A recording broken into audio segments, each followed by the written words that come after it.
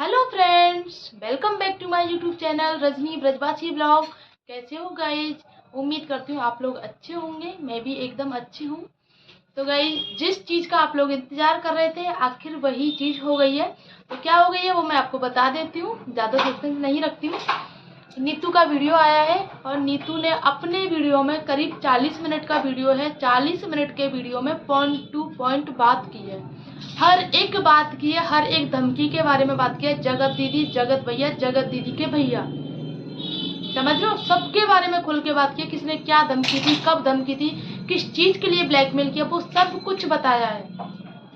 ये भी बताया है कि जो कल जो लाइव आई थी ना, उस लाइव के बाद में नीतू की जो फैमिली थी, नीतू मतलब फैमिली तो परेशान थी, लेकिन नीतू का रिश्ता एक ऐसे मोड़ से गुजर रहा था कि क्या हो जाए उस रिश्ते में पता नहीं। क्योंकि देखो, जिसके पास इज्जत होती है ना, पैसा हो या ना हो, लेकिन जिसके पास इज्जत होती है उसके लिए इज्जत बहुत बड़ी चीज होती है। और ये चीज ना इज्जतदार लोग ही सोच सकते हैं, उनको ही पता होती है, उनको ही समझ होती है कि इज्जत होती क्या चीज है। तो वही नीतू के साथ में भी हुआ। क्योंकि कोई भी मिडिल क्लास फैमिली अगर अपनी बहू के लिए या कुछ भी ऐसा कुछ सुनेगी दूसरे के द्वारा, तो देखो घर में, समाज में, रिश्तेदारों में बातें बनेंगी। वही उसके साथ में हुआ। नीतू का कहना था कि उस लाइव के बाद में मैं बिल्कुल ब्लैंक हो गई थी। मुझे नहीं पता क्या हो रहा है, क्या नहीं हो रहा है, कौन मतलब किसका फोन आ रहा है, कौन क्या कर रहा है, मुझे नहीं पता। तो मुझे लगा था मेरे पास में कोई ऑप्शन ही नहीं बचा सिवाय खुद को खत्म करने के। ये बात हुई थी गाइस। लेकिन नीतू ने सोचा सारी चीजें हो गई। इस सब के होने के बाद में भी आप लोगों को पता है, जगत दीदी और जगत भैया यानी कि जगत दीदी के भैया, वो अभी भी पीछा नहीं छोड़ रहे ऑफ कैमरे। मतलब इनको अपनी बदनामी होने के बाद में भी ये कैमरे के पीछे से वार कर रहे हैं। अब भी बारी है, जो भी बीच में आता है ना उसको किसी को नहीं छोड़ते हैं। अब बारी ली है इन्होंने। पहले मिशू को धमकी दी थी, मिशू ने अपना खुद सच जो था वो कबूल किया। उसके बाद मिशू का पीछा छोड़ के नीतू पे धमकी दी है। नीतू के देवर को, अभी जो सारी चीजें पहले खत्म हो गई थी 1 महीने पहले, लेकिन अब नीतू के देवर को धमकी दी कि तुम्हारी भाभी तुम्हारे मेरे ऐसे बोलती है, ऐसे बोलती है, बहुत बेकार औरत है, उस पर भरोसा मत करना, और पैसे की चिंता मत करना, ये मत करना, वो मत करना, तुम्हारा भाई तुम्हारे साथ में खड़ा है। यानी कि कुल मिला के नीतू सोशल मीडिया से तो बदनाम कर दी। ग्रुप जो था फैमिली, उसका फ्रेंड सर्कल था, उसमें बदनाम हो गई। अब बची उसकी फैमिली, उस फैमिली से भी उसको अलग कर दो। ये हो रहा था गाइस। लेकिन नीतू की फैमिली देखो, अपना परिवार अपना ही होता है। चाहे आप गुस्सा हो जाओ, लड़ लो, झगड़ लो, लेकिन अपने अपने ही होते हैं। जब भी आपके अपने मुसीबत में होते हैं तो आपके अपने ही साथ देते हैं। बाहर वाले तो आपके मुसीबत में, सुख में तो साथ में खड़े रहेंगे, लेकिन जब भी आपके ऊपर मुसीबत आएगी सबसे पहले वही हाथ खड़े करेंगे और उल्टा आपको गिराने की कोशिश करेंगे। नीतू ने एक्सेप्ट किया कि हाँ मैं गलत थी और दोस्ती में इतनी अंधी हो गई थी, अंधी के साथ साथ इतनी ब्लैकमेल हो गई थी, इतनी ब्लैकमेल हो रही थी कि डर था। क्योंकि जो सरिता का इन्होंने हाल किया, जेसिका का जो हाल किया, वही धमकी देते थे कि तुम्हारा भी वही हाल कर देंगे, तुम एक बार साथ छोड़ के तो देखो। इसीलिए उसने बोला कि इसीलिए मैं साथ नहीं छोड़ पा रही थी, ना चाहते हुए भी मुझे साथ रहना पड़ रहा था। ये बात थी। भी नीतू का कहना है कि मीशू के द्वारा कॉन्फ्रेंस कॉल करवाया जाता है जगत दीदी के द्वारा, और बोला जाता है कि सचिन ने तुम्हारे बारे में इतना कैसे बोल दिया, तुम्हारी कास्ट पे बात गई है, तुम एफआईआर कराओ, तुम्हें पैसे की चिंता मत करना, केस में जितने भी पैसे लगते हैं वो मैं हूँ। अरे मैं हूँ तो तुमने बदनामी तो तुम नहीं की है उसकी।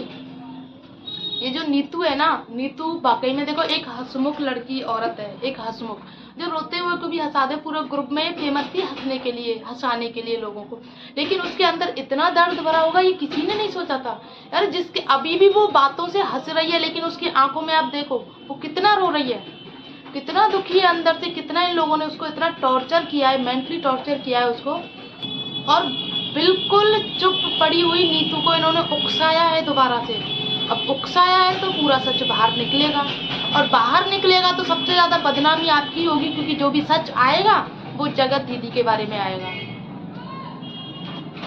हर चीज के लिए पैसे की धमकी, हर चीज को, किसी को स्ट्राइक देना, किसी को मेंटली टॉर्चर करना, किसी को अर्श से फर्श पे लाना, यही तो धमकियां रहती हैं आप लोगों की। नीतू ने यही बोला, क्योंकि आप, मुझे पता है अगर मैं साथ छोड़ने के बारे में सोचती ना, तो मुझे पता है तुमने जेसिका का क्या हल कर दिया था।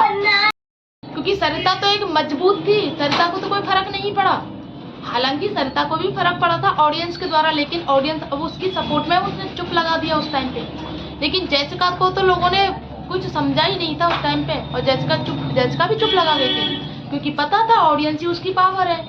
अब जब वो चाहे कितना भी सच बोले, लोग उसकी बात मानेंगे नहीं। अब यही बात तो सचिन के साथ हो रही है, क्योंकि ऑडियंस उसके खिलाफ हो गई है।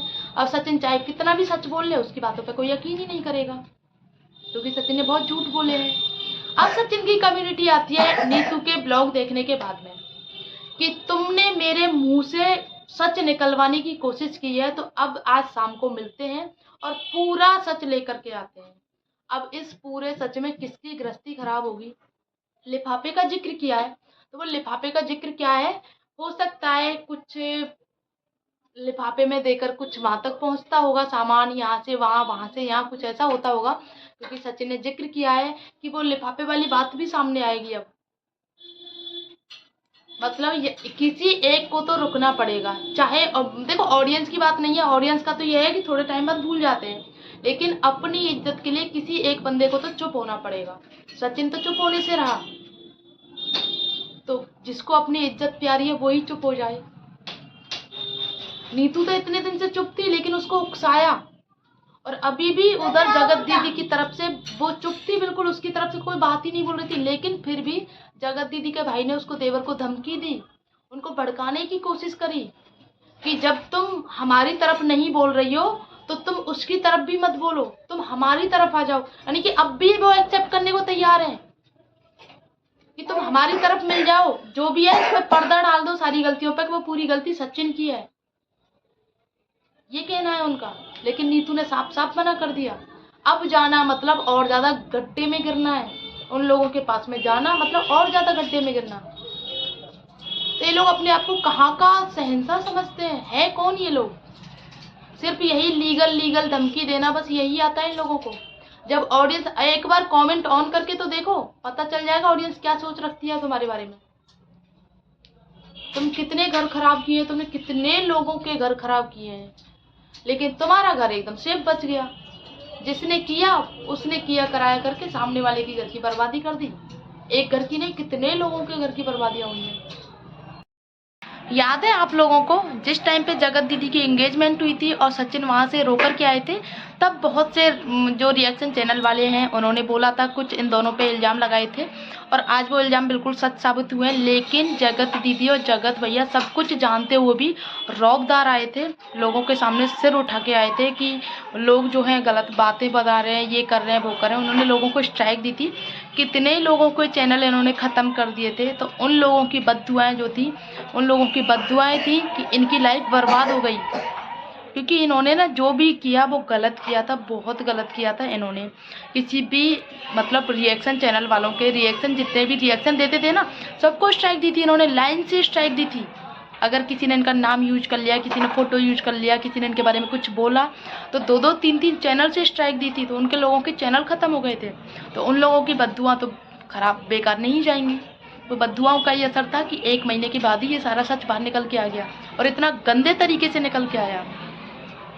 जिसकी इन्होंने लाइफ बर्बाद की, जिसकी बर्बाद की, वो चुप बैठ गया, क्योंकि उसको पता था ऑडियंस की पावर है इनके पास में, इनके पास पावर है। लेकिन उनको ये पता था कि सच एक दिन ज़रूर आएगा, और वो सच इतना जल्दी आ जाएगा ये तो किसी को नहीं पता था। तो कर्मा पे विश्वास रखना चाहिए। कर्मा जो रिटर्न आता है ना, वो इतना भयंकर तरीके से आता है, बहुत भयंकर तरीके से आता है।